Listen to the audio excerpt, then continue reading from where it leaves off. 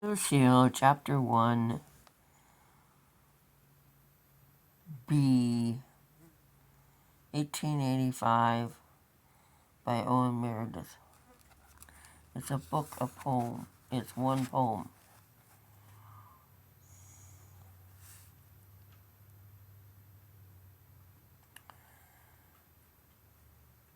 Alfred, read on, you'll discern. Those letters I ask my lord to return. Letters? The matter is worse. I have my misgivings well read at the rest, and advise. Eh? What was I? Miss Darcy, perchance, would forego the brief page from the summer romance of her courtship. Egad, a romance for my part? I'd forget every page of, and not break my heart, continue John, and spare you one day from your place at her feet. Pray forgive me the passing grimace. I wish you had my place. I trust you will feel I desire nothing much, my friend. Bless me, Lucille. The Comtesse de Nevers. Alfred. Yes. What will you do? You ask just what I would rather ask you. You can't go. I must. And Matilda? You must manage.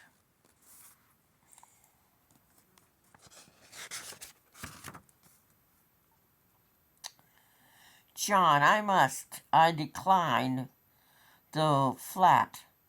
In an hour the horses will be at the door, and Matilda is now in her habit. Before I have finished my breakfast, of course, I received a message for dear cousin John. I must leave. At the jeweler, the bracelet which you broke last night. I must call for the music.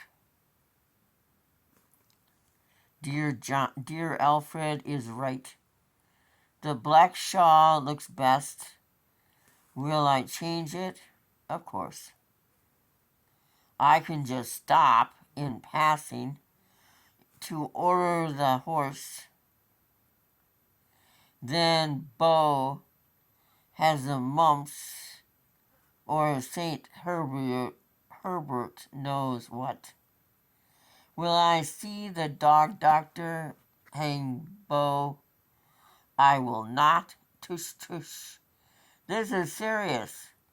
It is, Alfred. Very well. You must think. What excuse will you make, though? Miss Darcy that led me your wits. Jack the deuce. Can you not stretch your genius to fit a friend's use? Excuses are clothes which, when asked unawares, could good breeding to naked necessity spares. You must have a whole wardrobe, no doubt. My dear fellow, Matilda is jealous, you know, as Othello. You joke. I'm serious. Why go to Sichon? Don't ask me. I have not a choice, my dear John. Besides, shall I own a strange sort of desire before I extinguish forever the fire of youth and romance, in which shadowy light hope whispers her first fairy tales to excite? The last spark still it rise and fade far in that dawn of my days where the twilight of life were first drawn.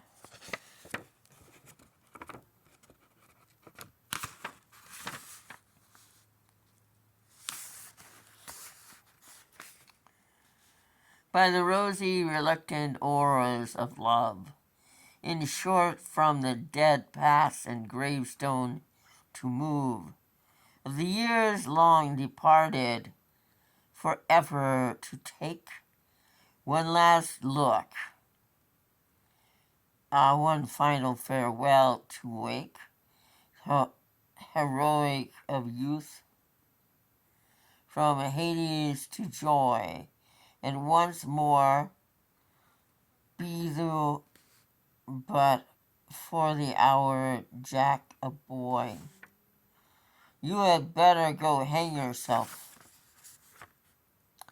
No, I will not, but to make sure that the past from the future is shut. It were truth, it were worth a step back. Do you think we should live?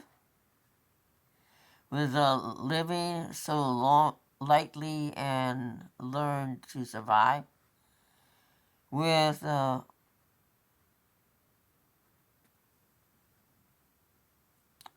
wild moment in which to the grave and its gloom we consign our hearts best in the doors of the tomb.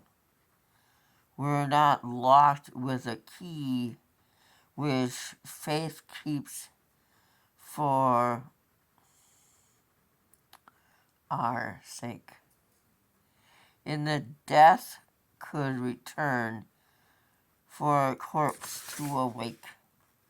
Not holy, the man who gets up and fills guests from the banquet and drains off his cup,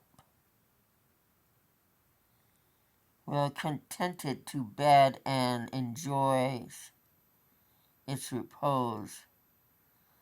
But he who hath supped at the tables of kings, and yet starved in the sight of luxurious things, who hath watched the wine flow by himself, but has tasted and heard the music and yet missed the tune, who hath wasted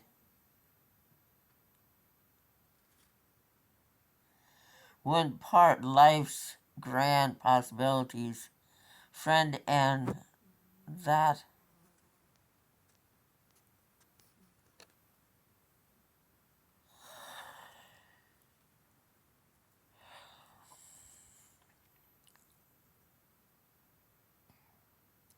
who has watched the winds flow by himself, by half tasted, heard the music and yet missed the tune, who hath wasted one part of life's grand possibilities, friend. The man will bear with him, be sure, to the end, and blighten experience and rack her within. You may call it a virtue, I call it a sin. I see you remember the cynical story of that wicked old place of experience. A hoary Lothario